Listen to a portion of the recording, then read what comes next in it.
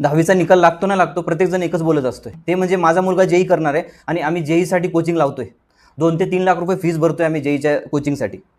पण एक मिनिट थांबा, तुम्ही कधी विचारलं का तुमच्या मुलाला खरंच तुला जेई झेपेल का? जेई ही फक्त एक्झाम नाही आहे, ती एक हाय लेवल कॉम्पिटिशन आहे. देशभरातील बरेच विद्यार्थी त्या जेई एक्झामला बसतात. रोज 8 ते 10 तास अभ्यास करावा लागतो. कन्सेप्ट क्लिअरिंग, स्पीड आणि प्रेशर हँडलिंग याची तयारी पाहिजे. आणि इथेच आपण सर्वात मोठी चूक करतोय. आपण मुलाची क्षमता न बघता जेईच्या रेसमध्ये त्याला ढकलतोय.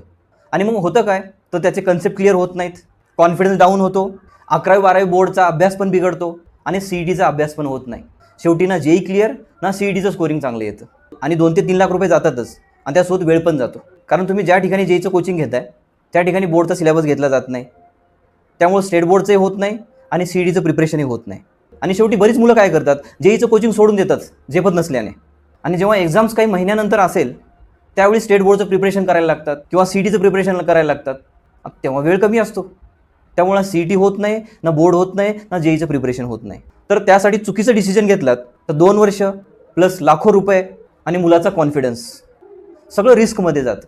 तर जर तुम्हाला जेईचं प्रिपरेशन करायचं आहे तर तुमच्या मुलाला मॅथ्स जेन्युइनली आवडतो का? रोज 6 ते 8 घंटे सेल्फ स्टडी करण्याची तयारी आहे का? तो प्रेशर हँडल करू शकतो का? 10वीमध्ये त्याचे कन्सेप्ट स्ट्रॉंग होते का? जर याचा आन्सर येस असेल तर तुम्ही जेई निवडू शकता. मी तुम्हाला हे घाबरवण्यासाठी सांगत नाही आहे, पण ही रियालिटी आहे. त्यामुळे विचार न करता डिसिजन घेतला तर फायनल रिझल्ट काय येतो, तर तो ड्रॉप करायचा प्रयत्न करतो, फ्रस्ट्रेशनमध्ये जातो आणि त्याचा कॉन्फिडन्स डाऊन होतो. त्यासाठी इंजिनिअरिंगसाठी दुसरं एक ऑप्शन आहे, ते म्हणजे CET प्लस बोर्ड फोकस करणे.